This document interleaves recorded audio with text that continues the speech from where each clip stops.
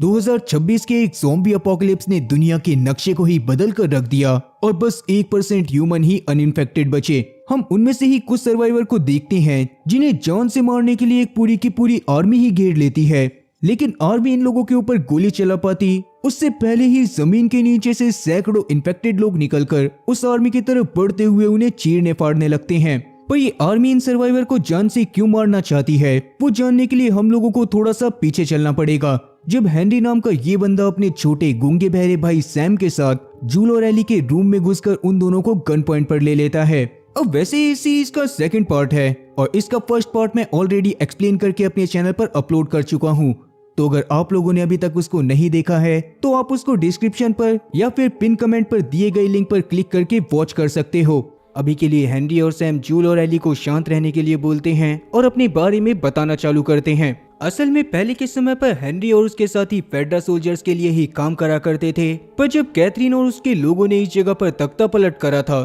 तो उस समय पर हेनरी वहां से भाग गया था। हेनरी का छोटा भाई सैम असल में गूंगा था, इसीलिए हेनरी उसको सारी चीजें साइन लैंग्वेज से समझाता था। शुरू से ही हेनरी ने सैम का काफी ज्यादा ध्यान रखा था और वो उसको आसपास में मौजूद ज़ॉम्बीज और आसपास में पड़ी लाशों पर ध्यान न देने को बोलता था। कैथरीन के सोल्जर से बचते हुए वो 11 दिनों तक उस बूढ़े आदमी के हाइड आउट पर रहे थे, पर बाद में कैथरीन ने उस बूढ़े आदमी को पकड़कर जान से मार दिया था। फिर उस दिन सुबह सुबह जब जूल ने कैथरीन के साथियों को जान से मारा, उस समय पर हेनरी भी उनको काफी ज्यादा ध्यान से देख रहा था और अभी के लिए वो जूल और एली के पास इसी उम्मीद से आया था कि जूल और एली उसको और उसके छोटे भाई सैम को इस शहर से बाहर निकलने में मदद करेंगे। इवन जो गन वो अभी लेकर आया था उस गन में गोलियां भी नहीं थी, क्योंकि उसने आज से पहले किसी इंसान को जान से भी नहीं मारा। उसका मेन मोटिव बस यही था कि वो किसी भी तरह से सैम को सेफ रखे, क्योंकि वो जानता था कि अगर कैथरीन के लोगों ने उसको पहले पकड़ लिया तो वो उसको जान से मार देंगे। जूल भी तब उसकी मदद करने के लिए बस इसीलिए मान जाता है क्योंकि हेनरी को ही इस शहर से बाहर निकलने का रास्ता पता था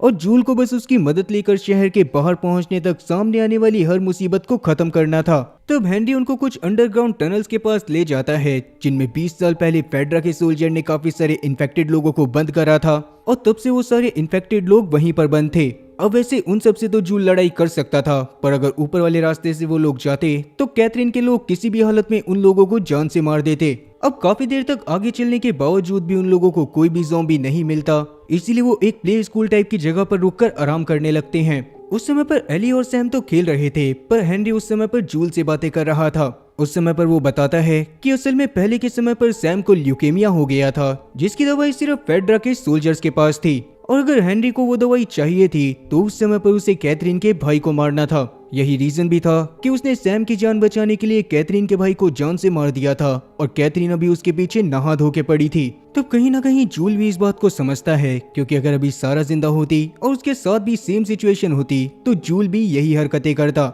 वहीं कैथरीन भी अपने पुराने घर में पेरी के साथ अपने भाई को याद कर रही होती है। उसका भाई सच में काफी ज्यादा अच्छा इंसान था और फेडरा के सोल्जर असल में शहर के लोगों के ऊपर काफी ज्यादा जुल्म करा करते थे। यही रीजन था कि उसके भाई ने लोगों के साथ मिलकर प्रोटेस्ट करना चालू करा था और बाद में यहाँ का तख्ता पलट कर दिया था। और अगर अभी के टाइम पर वो जिंदा होता तो शायद वो हेनरी तक को माफ कर देता, पर क्योंकि हेनरी ने उसके इतने अच्छे भाई की जान ले ली थी इसीलिए कैथरीन उसको किसी भी हालत में जान से मारना चाहती थी। वहीं अब तक जूल, हेनरी, सैम और एली वो चारों भी उन टनल से बाहर आ गए थे और शहर के बाहर की तरफ बढ़ रहे थे। किस्मत से उनको उस टनल के अंदर कोई भी ज़ॉम्बी नहीं मिला था और वो बड़े आराम से अब शहर से बाहर निकल सकते थे। पर वो जिस घर की तरफ जा रहे होते हैं उसमें से ही अचानक से एक बूढ़ा आदमी उनकी तरफ गोलियां चलाने लगता है। जूल तब उस बूढ़े आदमी को रुकने के लिए इशारे भी कर रहा था, पर वो बूढ़ा आदमी तो उसकी बातों को सुनता ही नहीं है। तब जूल और बाकी सब एक गाड़ी के पीछे छुप जाते हैं और जूल डिसाइड करता है कि वो पीछे की तरफ से जाकर बूढ़े आदमी को जान से मार देगा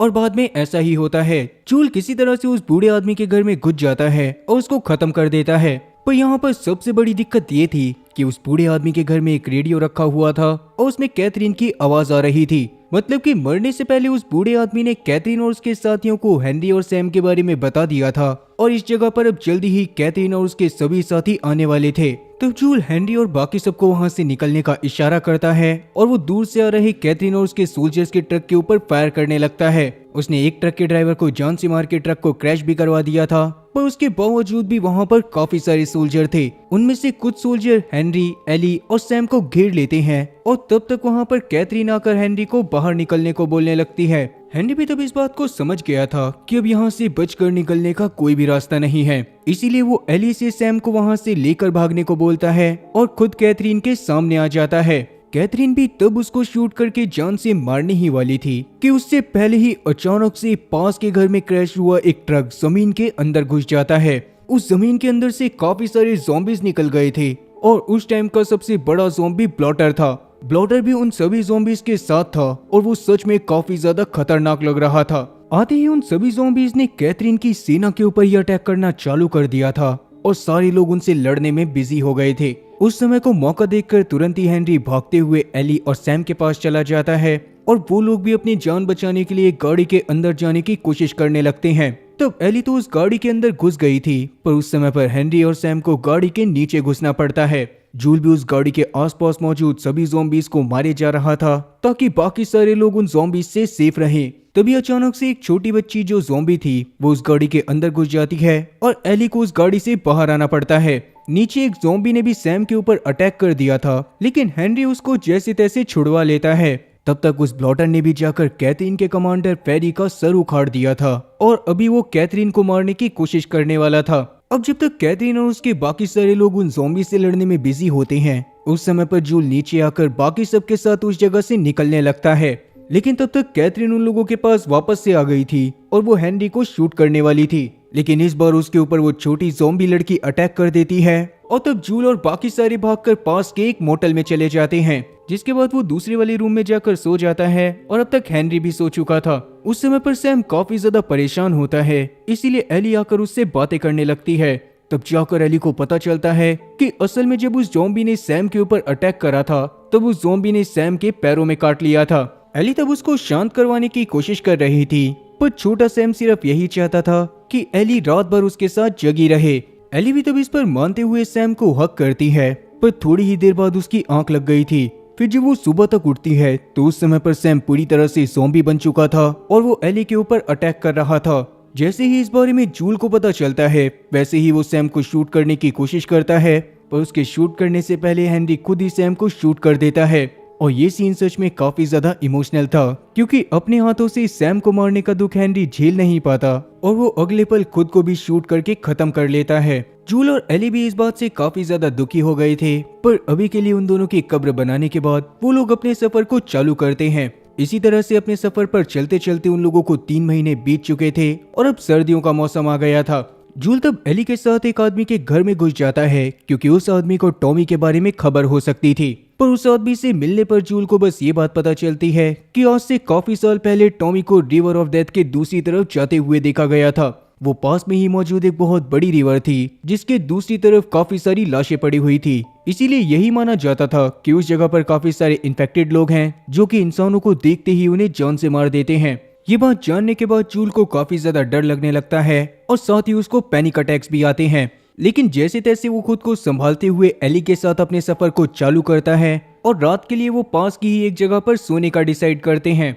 एली असल में सैम की मौत की बात से काफी ज्यादा परेशान थी, क्योंकि उसने सैम के घाव पर अपना ब्लड लगा के देखा था, जिससे सैम को कोई भी फायदा नहीं हुआ था। इसीलिए एली डाउट में थी कि उसके ब्लड से सच में वायरस की वैक्सीन बन भी पाएगी या फिर नहीं। पर जूल तब उसको उसके ऊपर भरोसा रखने को कहता है और रात में वो चुपचाप सो जाते हैं। टॉमी के जिंदा रहने की क्योंकि अभी भी थोड़ी सी उम्मीद जूल के मन में बची हुई थी, इसीलिए वो रिवर ऑफ डेथ को क्रॉस करने का डिसाइड करता है और अगले ही दिन एली के साथ एक ब्रिज की मदद से उस रिवर को क्रॉस कर लेता है। लेकिन जैसा उस बूढ़े आदमी ने बताया था, ये जगह तो उससे बिल्कुल उल्टी थी, क्योंकि यहाँ पर पूरी तरह से साफ पानी होता है और साथ ही यहाँ पर दूर दूर तक कोई भी इंसान नहीं दिख रहा था। तब जूल मैप खोलकर आगे का रास्ता देखने लगता है कि तभी अचानक से वहाँ पर काफी सारे लोग घोड़े पे आकर एली और जूल को गन पॉइंट पर ले लेते हैं। वो लोग एक कुत्ते की मदद से उनको चेक करते हैं कि कहीं वो लोग इन्फेक्टेड तो नहीं हैं। पर जब कुत्ता एली के पास जा रहा था तब जूल को काफी ज्यादा डर लग रहा था, पर वो कुत्ता किस्मत से पहचान नहीं पाता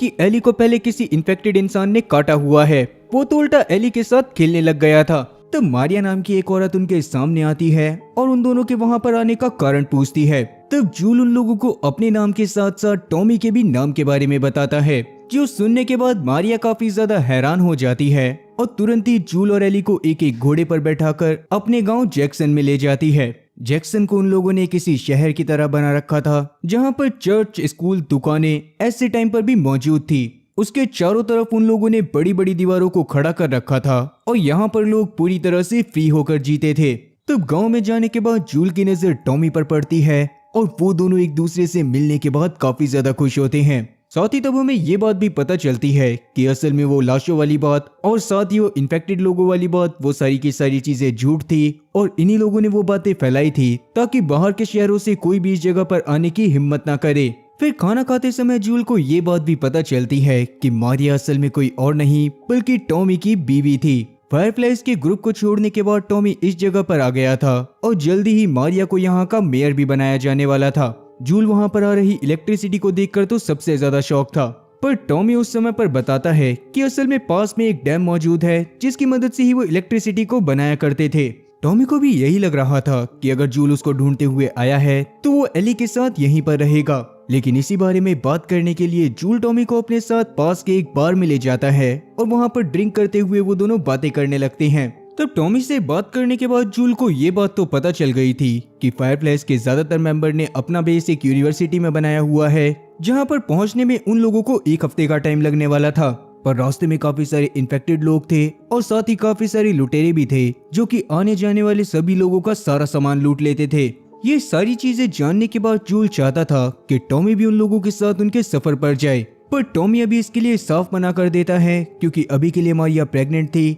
और वो ऐसे में इस तरह का रिस्क नहीं लेना चाहता था। इस बात से जूल थोड़ा सा नाराज हो जाता है और वहाँ से बाहर चला जाता है। वहीं दूसरी तरफ नहाने के बाद जब एली मारिया के पास बैठी होती है तो उसको जूल की बेटी सारा की मौत के बारे में पता चलता है, जिसके बारे में जानने के बाद उसे जूल के लिए काफी बुरा लग रहा था। वहीं टॉमी ने एक बार जूल को वापस से ढूंढ लिया था और वो उससे फिर से बात करने लग गया था। तब जूल उसको टेस की मौत के बारे में और एली के वायरस से इम्यून होने के बारे में बताता है, जो जानने के बाद तो टॉमी के पैरों तले जमीन खिसक गई थी। जूल बस यही चाहता था कि टॉमी किसी भी हालत में सेफली एली को उस जगह पर छोड़ आए, क्योंकि जूल अब धीरे धीरे बूढ़ा हो गया था और उसकी हालत पहले से काफी ज्यादा खराब थी, क्योंकि उसको रह रहकर पैनिक अटैक्स आया करते थे और एली के साथ सफर करते हुए ऐसे में वो उसकी प्रोटेक्शन नहीं कर सकता था। जूल से तब सारी बातें जानने के बाद टॉमी इस काम को करने के लिए तैयार हो जाता है। वो अगले ही दिन एली के साथ उस यूनिवर्सिटी की तरफ निकलने वाला था ताकि वो एली को फायरफ्लाइज ग्रुप के पास छोड़कर आ सके, पर एली भी बाहर खड़ी होकर ये सारी बातें सुन लेती है और फिर जूल जब घर पर वापस आता है तो एली और उसकी काफी तगड़ी बहसबाजी हो जाती है, क्योंकि एली जूल को अपने फादर फिगर की तरह देखती थी और वो जूल से अलग नहीं होना चाहती थी। पर जूल अगले दिन एली को टॉमी के साथ भेजने वाला था और खुद जैक्सन गांव में ही रहने वाला था। इसीलिए एली गुस्से में जूल को बोल देती है कि वो सारा नहीं है जो कि उसकी बात मानेगी। इस बात से जूल को भी काफी ज्यादा बुरा लगा था और वो नीचे जाकर सारा को याद करते हुए सो गया था। पर क्योंकि अब एली ही उसके लिए कहीं ना कहीं सारा थी, इसीलिए जब अगले दिन टॉमी एली को लेकर निकल रहा होता है तो जूल जाकर टॉमी को जैक्सन गांव में ही रुकने को बोलता है और खुद सारा के साथ आगे के सफर पर जाता है। आगे के सफर पर उसने एली को स्नाइपर चलाना भी सिखा दिया था और कुछ दिनों की मौज मस्ती के बाद वो लोग फाइनली उस यूनिवर्सिटी तक पहुंच गए थे। तब यूनिवर्सिटी के पास जाने पर उन्हें फायरफ्लाई का लोगो दिख तो जाता है, पर अंदर जाने पर उन्हें वहां पर भी कोई भी नहीं मिलता। उस जगह पर काफी सारे पर्चे और काफी सारी दवाइयां पड़ी हुई थी, जिससे ये बात तो साबित हो गई थी कि वहां पर सच में पहले के टाइम पर एक लैब थी, पर अभी के लिए वो सारे के सारे लोग किसी और लोकेशन पर मूव कर चुके थे। उस लोकेशन के कोऑर्डिनेट्स लिखने के बाद जूल और एली वहां से निकल ही रहे होते हैं कि तभी अचानक से बाहर उनकी नजर 4 लोगों पर पड़ती है। वो चारों लोग असल में बाहर किसी सामान की तलाश में आए थे और जूल और एली के ऊपर भी नजर पड़ते ही वो उन दोनों का सारा सामान छीन लेते। इसीलिए तो वो दोनों पीछे वाले रास्ते से भागने की कोशिश करते हैं, पर उन्हीं चारों में से एक आदमी वहां पर आकर जूल से लड़ाई करने लगता है। जूल ने तब उस आदमी को जान से मार तो दिया था, पर तब तक उस आदमी ने जूल को भी स्टैब कर दिया था। तब तक वहां पर बाकी 3 जने भी आ गए थे, जिनको देखने के बाद जूल जल्दी से अपने घोड़े पर बैठता है और एली उन 3 लोगों के ऊपर फायर करने लगती है। वो दोनों वहां से बचकर निकलने में तो कामयाब हो गए थे, पर थोड़ा दूर जाते ही जूल की हालत काफी ज्यादा खराब हो गई थी और वो घोड़े से नीचे गिरकर बेहोश हो गया था। ये देखने के बाद एली सच में काफी ज्यादा परेशान हो गई थी, इसीलिए वो जैसे तैसे जूल को हिम्मत देकर पास के एक खाली गैराज में ले जाती है। जूल की हालत सच में काफी ज्यादा खराब थी और एली अभी इस हालत में नहीं थी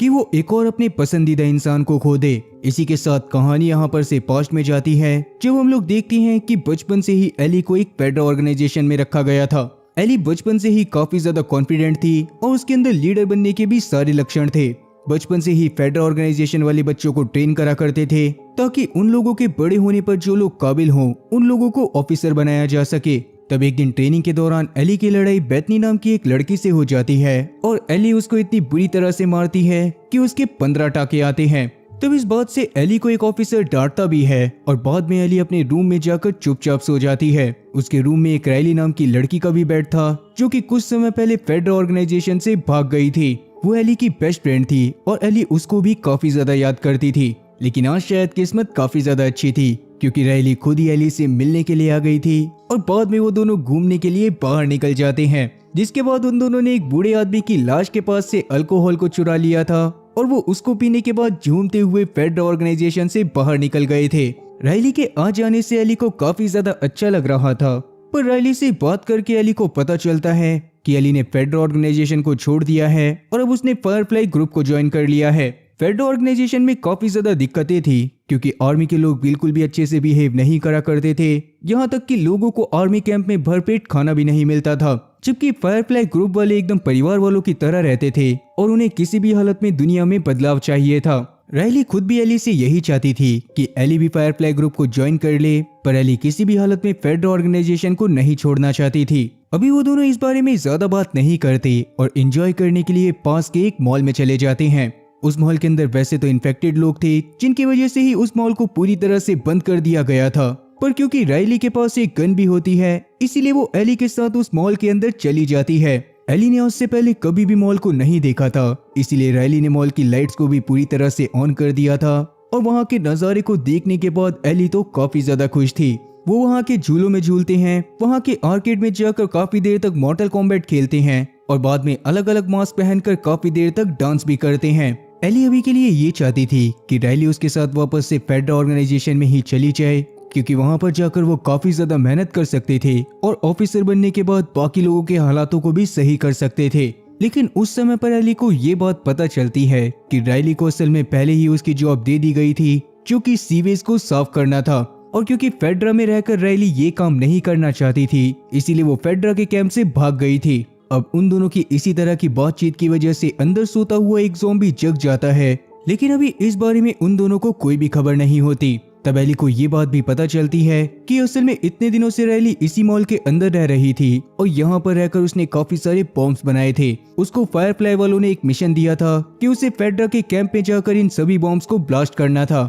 ये बात सुनने के बाद एली काफी ज्यादा नाराज हो गई थी और गुस्से में बाहर जाने लग गई थी, पर तभी अचानक से उसे अंदर से चिल्लाने की आवाज आती है और वो भागती हुई अंदर की तरफ जाती है। लेकिन ये चिल्लाने की आवाज बस घोस्ट हाउस के एक इक्विपमेंट की वजह से थी। अब क्योंकि सच में राइली एली की काफी ज्यादा अच्छी दोस्त थी इसीलिए एली उससे एक बार वापस से जाकर बात करती है और बाद में वो राइली के पास मौजूद एक चुटकुले की किताब को पढ़कर हंसने लगते हैं। वो दोनों एक बार वापस से डांस करने लग गई थी, पर तभी अचानक से उस ज़ॉम्बी ने उनके पास आकर उन पर अटैक कर दिया था। राइली तब उससे बचने की कोशिश करती है और वो दोनों किसी तरह से उस ज़ॉम्बी को खत्म कर देते हैं, पर तब तक काफी ज्यादा देर हो चुकी थी। उन दोनों के उस ज़ॉम्बी को मारने से पहले ही ज़ॉम्बी ने उन दोनों को लव बाइट देकर एक टैटू बना दिया था और जल्दी ही वो दोनों भी उसी इन्फेक्टेड ज़ॉम्बी की तरह इन्फेक्टेड होने वाली थी। अब यहाँ पर उन दोनों के पास ही दो ऑप्शन थे कि या तो वो दोनों ही अपने आप को शूट करके जान से मार ले या तो फिर साथ में रहकर तब तक अच्छे से बातें करते रहें जब तक कि वो दोनों ज़ॉम्बी नहीं बन जाते। अब क्योंकि ये उनके हिसाब से उनका आखिरी समय था इसीलिए उन दोनों ने रात भर बैठकर बात करने का डिसाइड करा था। उन दोनों ने एक दूसरे को हक कर लिया था, पर सुबह तक राइली तो ज़ॉम्बी बन गई थी, लेकिन एली शायद बचपन से ही किसी वजह से उस वायरस से इम्यून थी इसीलिए सुबह तक उसको कुछ भी नहीं हुआ था। अब क्योंकि उस समय पर एली ने अपनी सबसे प्यारी दोस्त राइली को खो दिया था तो अभी के लिए वो किसी भी हालत में जूल को नहीं खोना चाहती थी, इसीलिए वो उसी गैराज में जाकर दुड़िया मुसिया करना चालू कर देती है और जल्दी ही उसके हाथ में एक सुई धागा लगता है। उस सुई धागे की मदद से वो जूल के पास आकर उसके घाव पर टाके लगा देती है, पर अभी भी जूल की हालत में कोई भी सुधार नहीं आया था। वहीं जिस आदमी को जूल ने जान से मारा होता है उसकी भी पूरी कम्युनिटी थी और वो सारे के सारे लोग पास में ही रहा करते थे। उनकी कम्युनिटी के लीडर का नाम डेविड होता है और वो लोग अभी अपने साथी की मौत की वजह से काफी ज्यादा दुखी थे। और उस समय पर सबसे बड़ी दिक्कत तो ये थी कि जब तक सर्दी का मौसम नहीं चला जाता तब तक वो लोग जमीन को खोदकर उस आदमी की बॉडी को भी जमीन में नहीं गाड़ सकते थे। इसी बात की वजह से उस आदमी की लड़की काफी ज्यादा रो रही थी। तब डेविड जाकर उसको संभालता है और क्योंकि वो एक धर्म उपदेशक था इसीलिए वो उसको बाइबल की लाइंस पढ़कर सुनाने लगता है। वहीं अभी तक जूल का घाव पूरी तरह से पक चुका था और अभी तक भी उसको होश नहीं आया था, जिस बात से एली काफी ज्यादा परेशान होती है। पर यहाँ पर सबसे बड़ी परेशानी की बात यह भी थी कि उनका लाया हुआ राशन पूरी तरह से खत्म हो गया था और अगर अब उन लोगों को अपना पेट भरना था तो एली को जाकर बाहर शिकार करना पड़ेगा। एली भी तब शिकार करने के लिए बाहर चली जाती है, जहाँ पर जाने के बाद उसे किस्मत से अपने सामने एक खरगोश दिख गया था। वो खरगोश का शिकार कर पाती उससे पहले ही वो खरगोश वहाँ पर से भाग जाता है और अब एली के सामने एक हिरन आ जाता है। इसलिए तब एली अपनी स्नाइपर बंदूक को उठाती है और निशाना लगाने के बाद उस हिरन को शूट कर देती है। किस्मत से वो गोली जाकर हिरन के लग भी गई थी, पर हिरन के अंदर जब तक जान थी तब तक वो भागकर थोड़ा सा आगे चला गया था, लेकिन एली भी उसके गिरे हुए खून की बूंद का पीछा करके उस तक पहुंच ही जाती है। लेकिन अभी उस मरे हुए हिरन के पास उसको डेविड और डेविड का एक साथी खड़ा हुआ दिखाई देता है जो कि अपनी कम्युनिटी के लोगों के लिए भी शिकार करने के लिए आए थे। एली ने तब उनको गन पॉइंट पर ले लिया था और डेविड उससे बस यही रिक्वेस्ट कर रहा होता है कि वो उस हिरन को उसकी कम्युनिटी के लोगों के पास लेकर जाने दे, क्योंकि उसकी कम्युनिटी बड़ी थी और उसके काफी सारे लोगों को बहुत भूख लगी थी। एली भी तब हिरन का आधा हिस्सा देने के लिए मान जाती है, पर बदले में वो डेविड से इन्फेक्शन की दवाइयां मांगती है। डेविड भी तब अपने साथी से दवाई लेकर आने को बोलता है और खुद एली के साथ बैठकर बातें करने लगता है। डेविड को अब तक ये बात तो समझ आ गई थी कि असल में एली ही वो लड़की थी जिसके साथ के आदमी ने उनके एक साथी को मारा था, पर अभी वो एली से इस बारे में ज्यादा बात नहीं करता और जैसे ही जेम्स वहाँ पर पेनिसिलिन लेकर आता है वैसे ही वो एली को वहाँ से जाने देता है। एली ने भी तुरंत ही जूल के पास जाकर उसके घाव पर पेनिसिलिन इंजेक्ट कर दिया था और बाद में वो उसके पास ही लेटकर सो गई थी। वहीं रात के समय में डेविड जब अपने कम्युनिटी के लोगों के साथ खाना खा रहा था तो उस समय पर उसने डिसाइड कर लिया था कि अगले दिन वो जाकर एली और जूल के ठिकाने पर अटैक करेगा और जूल को जान से मार देगा। अब यहाँ पर नोटिस करने वाली बात ये थी कि असल में वो हिरन अभी भी बिल्कुल वैसा ही रखा हुआ था जैसा कि डेविड और जेम्स उसको लेकर आए थे, और उसके बावजूद भी यहाँ के लोग मीट खा रहे थे जो कि पता नहीं कौन से जानवर का था। अब सुबह होते ही डेविड अपने साथियों के साथ जूल के ठिकाने की तरफ निकल गया था और उसने डिसाइड करा था कि वो जूल को जान से मारने के बाद एली को अपने साथ ले आएगा। वहीं एली जब सुबह उठकर जूल के घाव को देखती है तो लकीली उसका घाव पहले से काफी ज्यादा सही था, लेकिन जल्दी ही एली को डेविड और उसके साथियों के वहां आने के बारे में पता चल जाता है। इसीलिए वो जूल को एक नाइफ देकर उसको थोड़ी सी हिम्मत देती है और बाहर जाकर वो अपने घोड़े पर बैठकर डेविड और उसके साथियों का ध्यान भटकाने लगती है। तब डेविड और जेम्स ने तो एली का पीछा करना चालू कर दिया था, पर उसके बाकी सारे साथी जूल के पास घर के अंदर चले गए थे। उस समय तक जूल को भी इस बात का एहसास हो गया था कि जल्दी ही उसके रूम में कोई आने वाला है, इसीलिए डेविड के आदमी के रूम के अंदर घुसने से पहले ही वो छुप जाता है। और इसके बाद जब डेविड का आदमी उसके रूम के अंदर आता है वैसे ही जूल उसके ऊपर अटैक करते हुए उसकी गर्दन में एक डैगर को घुसा देता है। दूसरी तरफ अब तक जेम्स ने एली को बेहोश कर दिया था और उसके घोड़े को जान से मार दिया था। वो एली को जान से मारने ही वाला होता है कि तभी वहां पर डेविड आकर उसे रोकता है और खुद जूल को लेकर अपने हाइड आउट पर चला जाता है। जूल ने भी डेविड के बाकी लोगों से लड़ाई करना चालू कर दिया था, जिनमें से ज्यादातर को जान से मारने के बाद वो 2 जनों को पकड़ लेता है और उनसे एली की लोकेशन के बारे में पूछने लगता है। तब वो दोनों जने भी समझ गए थे कि डेविड एली को अपने साथ अपने ही कम्युनिटी में लेकर गया होगा, इसीलिए काफी देर तक लगातार टॉर्चर होने के बाद वो लोग डेविड की कम्युनिटी की लोकेशन के बारे में बता देते हैं और जूल तुरंत ही उन दोनों बंदों को जान से मारकर उस कम्युनिटी की तरफ निकल जाता है। वहीं एली की आंख एक पिंजरे में खुलती है जिसके बाहर डेविड खड़ा होकर उसको उनके ग्रुप में शामिल होने को बोलता है, पर एली को उसके साथ किसी भी हालत में नहीं रहना था। तभी अचानक से एली नोटिस करती है कि उसके बगल वाले पिंजरे में एक इंसान का कटा हुआ कान पड़ा था, जिसको देखने के बाद एली का तो एकदम दिमाग खराब हो जाता है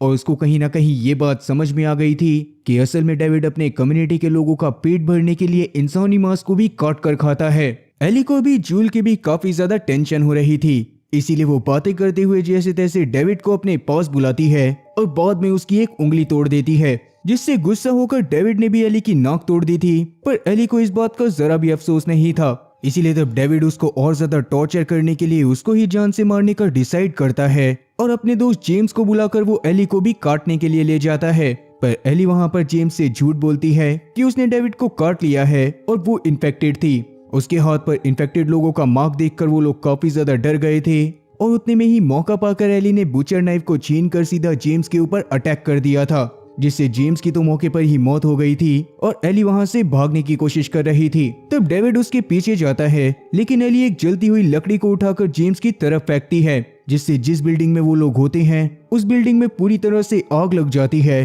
और डेविड जानबूझकर अंदर रहते हुए ही रूम को लॉक कर देता है। वो एली के साथ काफी ज्यादा गलत हरकत करने वाला था, पर एली को भी काफी ज्यादा गुस्सा आ गया था, इसीलिए उसने पास में पड़े एक नाइफ को उठाकर डेविड को भी जान से मार दिया था। वो उसको तब तक लगातार स्टैब करती रहती है जब तक कि उसका मन नहीं भर जाता और बाद में फिर जब वो बाहर निकलती है तो बाहर तब तक जूल भी पहुंच गया था, जो कि एली की हालत को देखकर सबसे पहले तो उसे हक करता है और फिर बाद में वो दोनों आगे के सफर पर निकल जाते हैं। इसके साथ ही कहानी वहां पर से एक बार वापस से पास्ट में जाती है, जहां पर हम लोग एना नाम की एक प्रेग्नेंट औरत को देख पाती हैं जिसको लेबर पेन चालू हो गया था और वो इन्फेक्टेड लोगों से अपनी जान बचाने के लिए एक बिल्डिंग में घुस गई थी। उस घर में जाते ही एक ज़ॉम्बी ने उसके ऊपर अटैक कर दिया था, पर एना अपने पास मौजूद एक डैगर की मदद से उस ज़ॉम्बी को जान से मार देती है। अब तक वैसे तो उसकी डिलीवरी भी हो चुकी थी, पर उस ज़ॉम्बी ने भी उसकी जांघ पर काट लिया था। वो देखने के बाद एना काफी ज्यादा डर जाती है और वो अपने बच्चे की एम्ब्रिकल कॉर्ड को काटने के बाद उसे लेकर बैठी रहती है।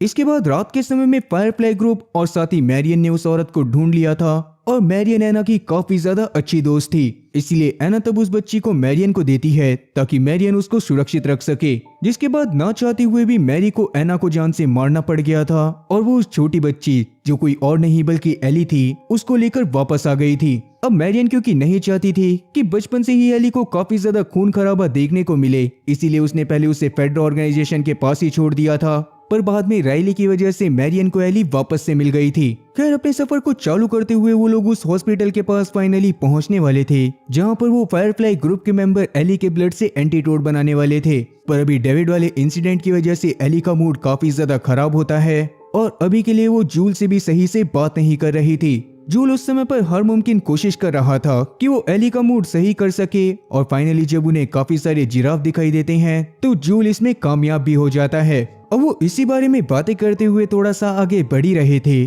कि तभी अचानक से आकर उन्हें दो सोल्जर्स ने घेर लिया था, जिसमें से एक तो जूल को बेहोश कर देता है और दूसरा वाला एली को अपने साथ ले जाता है। बाद में जब जूल की आंख खुलती है तो उसके सामने मैरियन थी और असल में वो दोनों सोल्जर फायरफ्लाई के ग्रुप के ही थे। मैरियन को तो लग रहा था कि शायद जूल किसी भी हालत में एली को यहाँ तक नहीं पहुँचा पाएगा, पर अब उसको जूल के ऊपर काफी ज्यादा प्राउड हो रहा था। जूल तब उससे एली के बारे में पूछता है, पर यहाँ पर मैरियन से बात करने के बाद जूल को सबसे ज्यादा शॉकिंग बात पता चलती है। असल में जब एली का जन्म हुआ था तो उस समय पर उसके एम्ब्रिकल कॉर्ड की वजह से कुछ कॉर्टिसेप्स उसके दिमाग में चले गए थे, जो कि बचपन से ही उसके दिमाग के साथ बड़े होते आए थे और ये वायरस असल में उन्हीं कॉर्टिसेप्स की वजह से फैल रहा था। पर किसी के बड़े होने के बाद जब वो कॉर्टिसेप्स उसकी बॉडी के अंदर एंटर करते थे तो उसको इन्फेक्टेड कर देते थे, पर क्योंकि वो कॉर्टिसेप्स एली के दिमाग में बचपन से ही पल रहे थे इसीलिए वो एली को भी एक कॉर्टिसेप्स समझते थे और यही रीजन भी था कि क्यों एली के ऊपर ज़ॉम्बी के काटने के बाद भी कोई भी असर नहीं पड़ता था,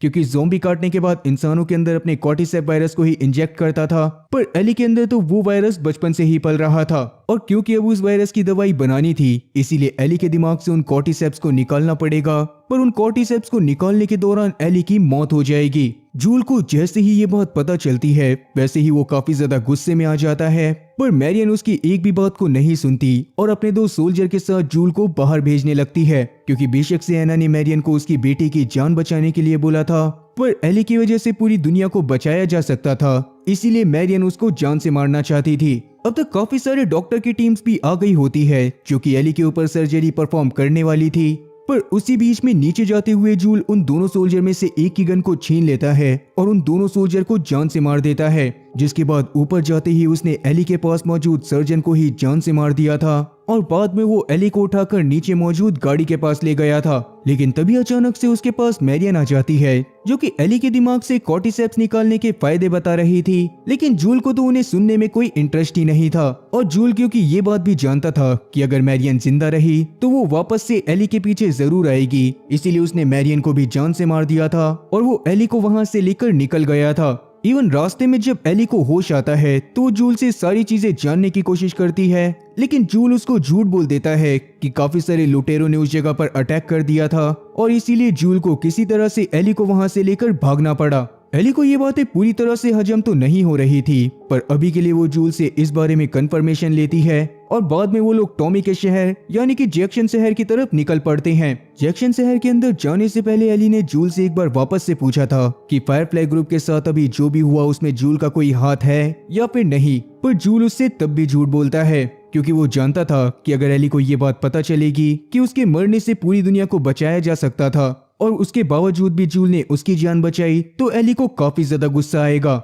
इसीलिए अभी वो उससे झूठ बोलने के बाद उसका माइंड डाइवर्ट करने के लिए उससे सारा के बारे में बात करना चालू कर देता है और उसे बताता है कि अगर सारा यहाँ पर मौजूद होती तो वो एली को काफी ज्यादा पसंद करती, क्योंकि एली हमेशा लोगों को हंसाने का काम करा करती थी। तब एली भी फाइनली जूल को ये बात बता देती है कि असल में उसने सबसे पहले जिसको मारा था वो कोई और नहीं बल्कि उसकी बेस्ट फ्रेंड राइली थी। उस रात इन्फेक्टेड होने के बाद वो दोनों साथ में बैठे हुए थे, पर बाद में राइली एक ज़ॉम्बी में बदल गई और एली के ऊपर अटैक करने की कोशिश करने लगी। इसीलिए तब मजबूरन एली को राइली को जान से मारना पड़ा, पर बाद में एली को मैरियन ने ढूंढ लिया और वो उसे अपने साथ ले गई। जूल तब एली से पुरानी बातों को भूलने को बोलता है, पर एली वहां पर जूल को कसम खाने को बोलती है कि फायरफ्लाई ग्रुप के साथ जो भी हुआ उसमें जूल का कोई भी हाथ नहीं था। ये बात सुनने के बाद जूल पूरी तरह से शांत हो जाता है। अब क्या जूल एली को सच्चाई बताएगा और एली सब कुछ जानने के बाद जूल के साथ कैसा बिहेव करेगी? और यहाँ सबसे बड़ा सवाल ये भी है कि क्या अब दुनिया को बचाने का कोई और रास्ता है भी या फिर नहीं? इन्हीं सब सवालों के साथ इस सीरीज का सीजन 1 यहीं पर खत्म होता है। इन सभी सवालों के जवाब आपको इसके सीजन 2 में जानने को मिलेंगे, जो कि 2025 में ही इसी मंथ में रिलीज हुआ था। तो अगर आप लोगों को इस सीरीज के दोनों पार्ट पसंद आए थे तो मैं इसके सीजन 2 की कहानी को भी जल्दी ही आप लोगों के सामने लेकर आऊंगा। पर मुझे कमेंट करके जरूर बताना कि मुझे इस सीरीज को कंटिन्यू करना चाहिए या फिर किसी और सीरीज की तरफ मूव करना चाहिए। बाकी उम्मीद है कि एक्सप्लेनेशन अच्छी लगी होगी। अगर एक्सप्लेनेशन अच्छी लगी हो तो चैनल को सब्सक्राइब करना और बेल नोटिफिकेशन को ऑल पर सिलेक्ट करना। मैं इसी तरह की और मजेदार एक्सप्लेनेशन वीडियोस लाता रहूंगा। खैर तब तक के लिए टाटा और गुड बाय।